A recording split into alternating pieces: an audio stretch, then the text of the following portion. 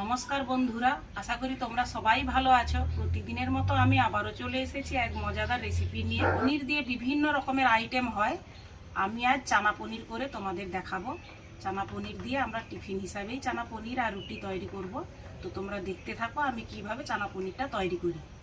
বন্ধুরা, পনিরটা কিন্তু আমি বাড়িতেই বানিয়েছি। তোমরা অবশ্যই দেখতে পাবে আমার আগের ভিডিওতে পনির কিভাবে বানানো হয়।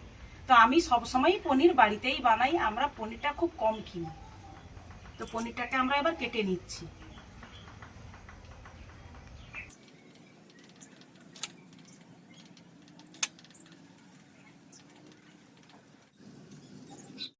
আমার পনিরগুলো কাটা হয়ে গেছে, ছোট ছোট করে কেটেছি, যেহেতু চানা পনির হবে খুব বড় বড় করিনি। লবণটা ধরে গেছে, আমি এবার কড়াইটা বসিয়ে দেব।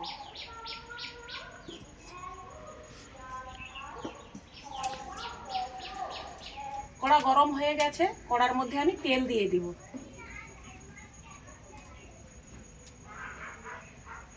এবারে আমি পনিরটাকে হালকা লাল করে ভেজে নেব।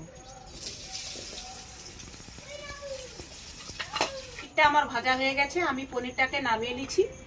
এর মধ্যে আমি আবারও একটু তেল দিয়ে দিব মশলাটা ভাজার জন্য। দিয়ে দিব দুটো তেজপাতা, পেঁয়াজ কুচানো,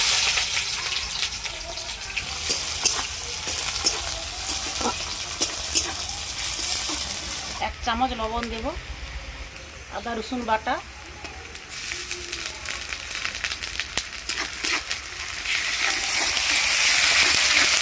আদা রসুনটা ভালোভাবে ভাজা হয়ে গেছে, আমি এর মধ্যে দিয়ে দেবো টমেটো আর কাঁচা লঙ্কা।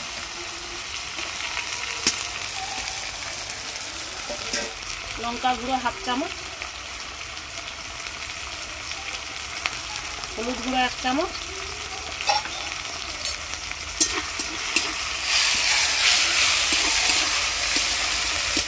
আর দিয়ে দিব কাজু বাদাম বাটা, 1 চামচ চিনি, 1 চামচ ঘি।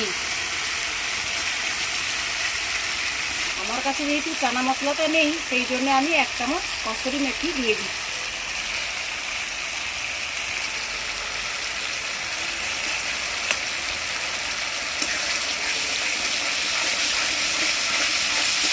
প্রেসার কুকারে সেদ্ধ করা ছোলাটা আমরা এবারে এর মধ্যে দিয়ে দিব।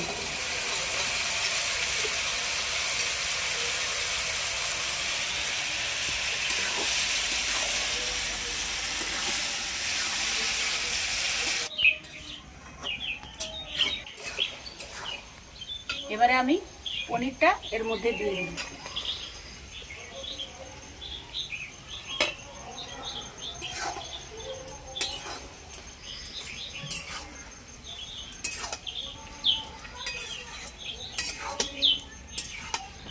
সবগুলো ভালোভাবে কষানো হয়ে গেছে, আমি এবার পরিমাণ মতো এতে জল দেব। এটা খুব ঝোলঝোল থাকবে না, একদম গায়ে গায়ে তরকারি হবে। এই বাটিতে যেহেতু মশলাটা বেটেছি, তাই বাটি ধোয়া মশলা জলটা দিয়ে দিচ্ছি।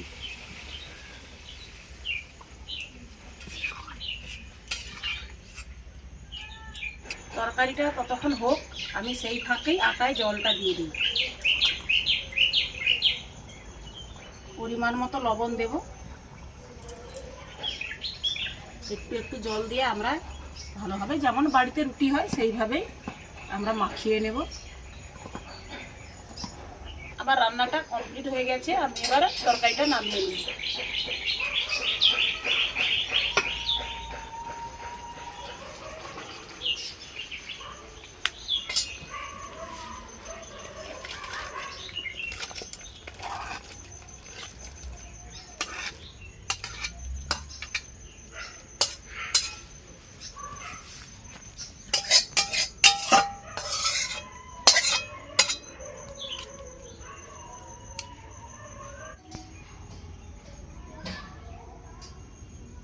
আমার আটাটা ঠাসা হয়ে গেছে, আমি এর মধ্যে ছোট ছোট করে লিচিও কেটে নিয়েছি।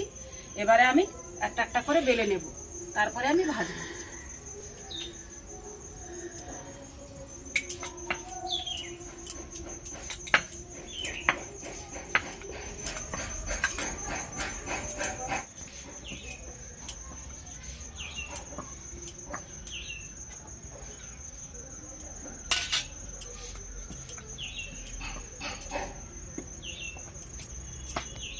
তো বন্ধুরা, আমার তো রুটি ভাজা হয়ে গেছে, আর তরকারিটা তো আমি আগেই করে রেখেছি, চানা পনির।